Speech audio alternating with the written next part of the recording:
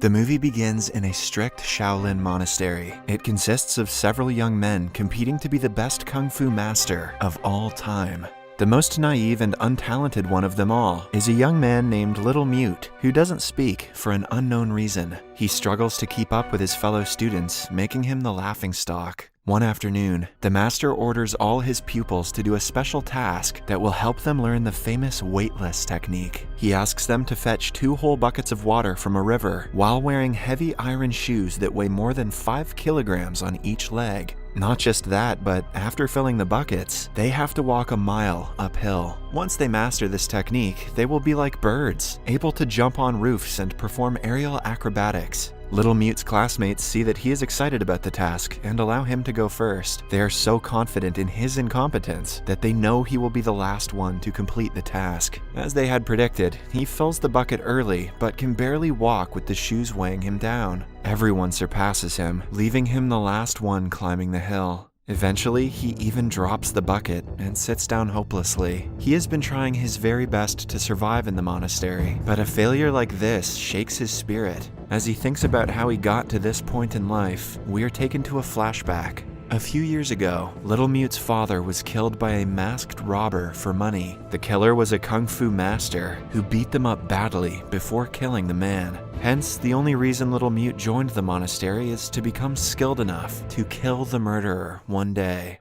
Lost in his thought, he only comes back to reality when a nun approaches him. On seeing that he has given up on the task, she encourages him with motivating words. The nun's name is Five Plums, and she is also a kung fu expert. After talking to her for a while, Little Mute completes the task with great effort. However, since he is the last one, the master calls him lazy. He even reveals that no student in several years has taken as long as him to complete the task. Little Mute is made to chop wood for the entire month as punishment. While he is doing so outside the monastery, he is approached by a drunk monk. Initially, the man blabbers something about perseverance in kung fu, which Little Mute has no interest in. But then, he reveals a secret about the monastery. The two end up in a hidden chamber behind the waterfall, where only the high-level masters are allowed to come. There, an old man has been held prisoner, with his hands and legs chained to the wall. To Little Mute, who doesn't know what the man's crime was, the punishment seems irrational and harsh. 2 monks arrive in the cave and give the prisoner food and water. When they leave, Little Mute comes into view and helps the prisoner eat. The gesture wins the prisoner's trust, and he finds out Little Mute is not one of the monk's minions. He devours the food and asks the kid to bring him wine the next time. I've got $50 that says that prisoner killed Little Mute's dad.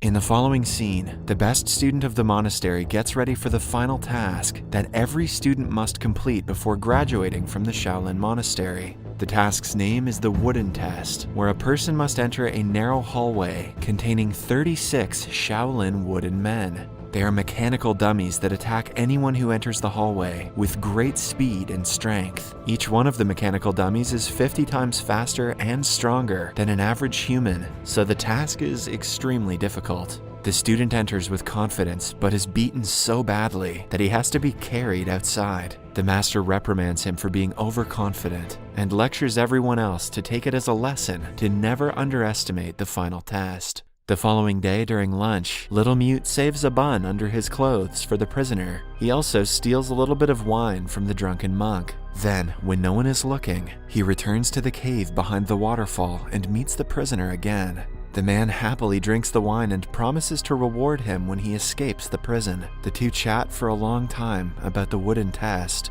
According to the prisoner, the test is a joke. He claims that he would have torn the wooden men apart in no time if it were him. Little Mute listens to him attentively, but doesn't necessarily believe him. The prisoner also reveals that the reason for his imprisonment was he was practicing a new kung fu technique called Lion's Roar. The monks didn't like that he was getting more powerful than their entire lot, so they apprehended him. The next day, Little Mute is assigned to kitchen duty and tries to steal wine for the second time. However, the monk catches him this time and teaches him a lesson. He is ordered to clean the kitchen every day until the end of the month as punishment. After sweeping the kitchen spotlessly clean for hours, he impresses the drunken monk and is let off the hook this time. Later, he again goes to the prisoner with food. Impressed by his kindness, the man decides to teach him kung fu techniques, even though he is chained. His techniques are primarily different from that of the monks, but Little Mute continues to learn them with diligence. There are some principles that the prisoner stands by, but Little Mute doesn't agree with, like ignoring the rule of Shaolin altogether and always ending the battle with a kill.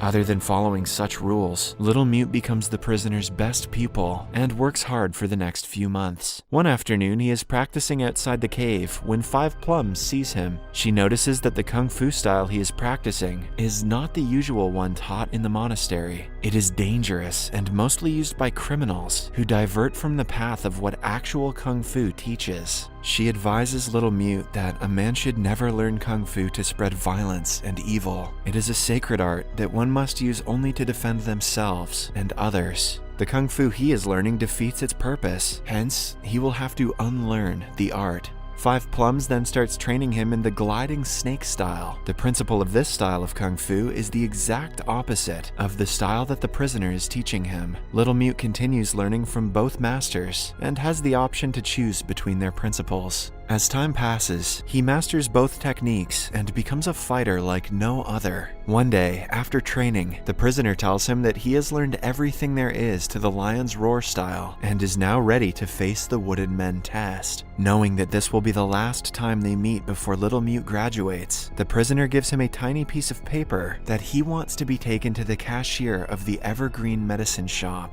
Since it is the least Little Mute can do for his master, he agrees. Then comes the day when Little Mute is supposed to take the final test. Everyone thinks it is a joke, until he goes into the wooden alley and actually fights well. Using the skills taught by both his teachers, he manages to defeat the wooden dummies in the end, and graduates with flying colors. Before leaving the monastery, he goes to meet the head monk.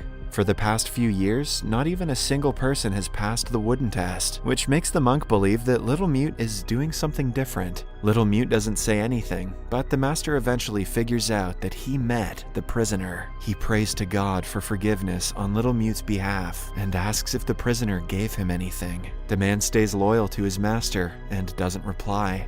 Before he leaves, he is handed a wooden scroll and is asked to meet the Sublime Master in the hills. In the following scene, we see Little Mute meeting the cashier of the medicine shop. Upon reading the message, he instantly recognizes who it is from. It is then revealed that the prisoner is none other than Kang, the leader of the bandits named the Green Dragon. He wasn't imprisoned because he was a threat to the monks, but because he used his skill to spread violence and kill innocent people. In the message, he has asked the people of his gang to await his return. Still unaware of this, Little Mute continues living life as usual. He ends up in a restaurant where the members of the same gang are misbehaving with the owner's daughter, Orchid. Little Mute saves her from the thugs and gains appreciation from her father. As a result, he is allowed to stay in their inn for as long as he wants. One night, the monks of the Shaolin Monastery hear a loud roar. When they rush to check the cave, they find it empty. Kang has mastered the Lion's Roar technique and escaped. The same night, the members of the Dragon Gang trouble Orchid again. They want to abduct her and present her to their master as his mistress when he arrives. She tries to fight them but is ultimately kidnapped. The following day, Little Mute and a waiter from Orchid's restaurant go out looking for her. On their way, they come across Kang fighting the monks from the monastery, who are trying to stop him from running away. Unaware of Kang's true identity, Little Mute helps him escape by distracting the monks. The gang leader is thankful and agrees to help them find the missing girl in return. After that, the three go to a restaurant to eat, since Kang hasn't had good food in a long time. Suddenly, Kang notices a bald man outside the house and kills him, assuming that he is a monk. When the shop owner retaliates, he refuses to accept his mistake and instead blames the dead man for being bald. Goddamn baldies. He even kills the entire family of the restaurant owner in a fit of rage. Little Mute is shocked, as he never thought the person he respects so much would kill an entire innocent family. When he tries to reason with the man, he and the waiter are kicked out of the house. Surprisingly enough, when the two return to the inn later, Orchid also returns home, unharmed. She says that the thugs let her go without saying why. The next day, Little Mute randomly remembers the scroll that he was supposed to give to the Sublime Master. Without wasting more time, he goes to the hill and meets the blind master. On feeling the scroll, he finds out that Little Mute is Kang's student. Initially, he berates Little Mute for choosing the wrong path, but promises to show him the right way. He then reveals that he was Kang's master in the monastery, and the one who taught the gangster everything about Kung Fu. However, Kang repaid his master with violence and began killing people, misusing his lessons. In the end, he was captured and imprisoned, but the Sublime Master blamed himself for Kang's deeds, and blinded himself. That is some Dobby the House Elf shit. He now lives in the hills as a hermit, but is ready to help the monastery if his former pupil is threatening its safety. The current head monk is afraid that the monks have grown old. If Kang and his gang land an attack on the monastery, they won't be able to defend themselves. The only person who can help them is Little Mute. Hence, the Sublime Master hands him a book containing the ultimate Kung Fu style. It is the most dangerous and sacred technique of all, which only a few monks are able to master. Over the next few years, Kang and his people plan an attack, while Little Mute trains in his third Kung Fu style. He is made to carry 300 kilograms of rocks on his shoulders for hours, alongside other brutal exercises. Under the guidance of the head monk, he manages to master the style in a few years. Now, with 3 different Kung Fu techniques at his disposal, Little Mute is ready to fight any battle. Then, one day, Kang and his people finally attack the monastery. When Little Mute tries to stop them, Kang laughs, revealing that he was the one who killed his father long ago. At least 300,000 of you owe me $50 now. I'm rich. A shocked Little Mute speaks for the first time in years. He reveals that he had vowed to never let a word out of his mouth until he finds his father's killer. The revelation is followed by a final showdown between Kang and Little Mute. Kang uses Lion's Roar technique and defends against all of Little Mute's snake-style attacks. Initially, the clashing technique works in Kang's favor, but when he tries to attack, he faces the same problem. Finally, Little Mute uses the ultimate style and turns the fight around. Even after being beaten brutally and refusing to land any fatal attacks, he manages to win in the end. To everyone's surprise, Kang accepts defeat and is happy that his only student has mastered the teachings. However, it turns out to be a ruse to take Little Mute by surprise. Kang plans to use the deadly slicing throat move on him, but Little Mute moves just in time, and the attack lands on Kang himself. He dies because of the impact, and his gang runs away in fear. In the last scene, Little Mute returns to the monastery and turns into a monk. Subscribe for more videos like this, turn on notifications, and leave a like to help the channel out. Thank you for watching.